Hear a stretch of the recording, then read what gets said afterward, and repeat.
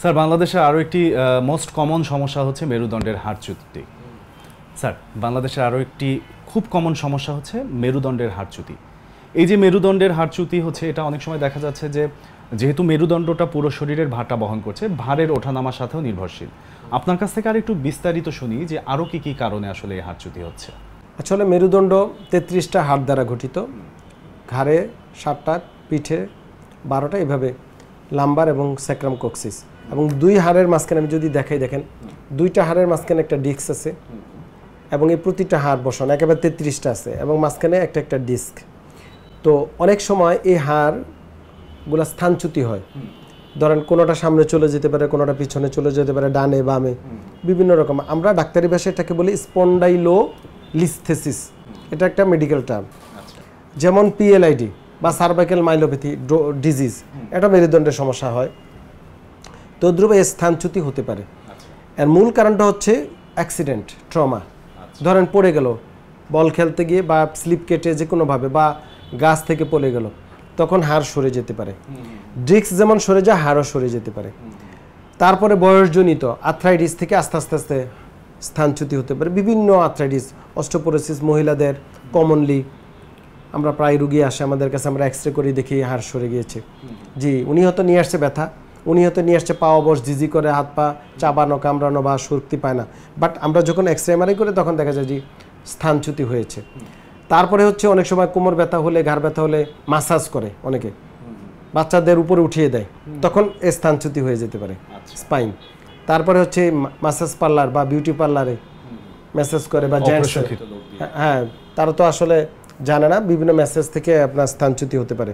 অনেক কারণ আছে, বিভিন্ন ইনজুরি, ইনফেকশন, তা থেকেও আস্তে আস্তে স্থানচ্যুতি হতে পারে। তো দিস ইজ স্পন্ডাইলোলিস্থেসিস বা মেরুদণ্ডের স্থানচ্যুতি। সেই ক্ষেত্রে কি হবে, ওই PLIDর মতো, ধরেন যদি পিঠে হয়, পিঠে ব্যথা হবে, পায়ের নিচের অংশ অবশ হয়ে যাবে, ঘাড়ে হলে 4 হাত পা অবশ, ঝিঝি করা, রোগী হাঁটতে পারবে না, মানে সার্ভাইকাল মাইলোপ্যাথির মতো লক্ষণ আসবে, বা PLIDর মতো, ডিস্ক প্রলাপসের মতো। লক্ষণগুলো কাছাকাছি কিন্তু রোগ ভিন্ন। আমরা যদি এক্সরে করি তখন দেখা যাবে যে হাড় সরে গিয়েছে। এবং একটা রোগীর ওই স্পন্ডাইলোলিস্থেসিস মানে হাড় স্থানচ্যুতির সাথে ডিস্ক প্রলাপসও থাকতে পারে, কারণ দুইটি তো কাছাকাছি। ধরেন এই হাড় সরে গেল, তা সরে গেলে ডিস্কও তো সরে যেতে পারে, একটার সাথে একটা তো রিলেটেড। তো এই রোগের আসলে ট্রিটমেন্ট কি? এই রোগের ট্রিটমেন্ট আমি বলবো আর্লি ডায়াগনোসিস কনফার্ম করা, যে রোগ নির্ণয় খুব জরুরি। রোগ নির্ণয় হলে আধুনিক ফিজিওথেরাপি, পুনর্বাসন চিকিৎসায় অনেক সময় আমরা যেমন DPRCতে ভর্তি রেখে রুগীকে চিকিৎসা দিই, এই রুগীগুলা 1-1.5 মাসে মোটামুটি ইমপ্রুভ হয়ে আসে। অনেক সময় কারেকশান হয়ে আসে, যে হাড় সরে গিয়েছিল এটা আবার জায়গা মতো চলে আসে। এবং এটা যদি আর্লি করা যায়, যত আর্লি করা যায় তত ভালো রেজাল্ট আসে। অনেক ক্ষেত্রে আপনার সার্জারি প্রয়োজন হয়, মানে ইন্টারনাল ফিক্সেশন করতে হয়, বা আপনাকে কারেকশন করে লিস্থেসিস কারেকশন করে ফিক্সেশন করতে হয়, এবং পোস্ট ফিক্সেশন আপনাকে আবার ফিজিওথেরাপি করতে হবে, এবং বিফোর ফিক্সেশন বা সার্জারির আগেও ফিজিওথেরাপির প্রয়োজন লাগতে হতে পারে। তো এই যে স্থানচ্যুতি বা মেরুদণ্ডের, এইগুলা কিন্তু রুগীদের সচেতনতা খুবই দরকার। যেখানে সেখানে মেসেজ করা, বা বাচ্চাদের দিয়ে পাড়ানো টিপানো, বা ব্যথা হলি মানে ডায়াগনোসিস না করা থেকে আস্তে আস্তে এই রোগগুলো দেখা দেয়। আমাদের বলবো সবাই সচেতন হলেই সমস্যাগুলা আমরা আগের থেকেই সমাধান করতে পারি। ধরেন অনেকে পড়ে গেল, হয়তো ব্যথার ওষুধ খেয়ে ম্যানেজ হলো, আর এটাকে এক্সরে করে দেখলো না কি হয়েছে। যদি ওই সময় দেখতো তাহলে কিন্তু তখন এই কারেকশনটা করা সহজ হয়ে যেত।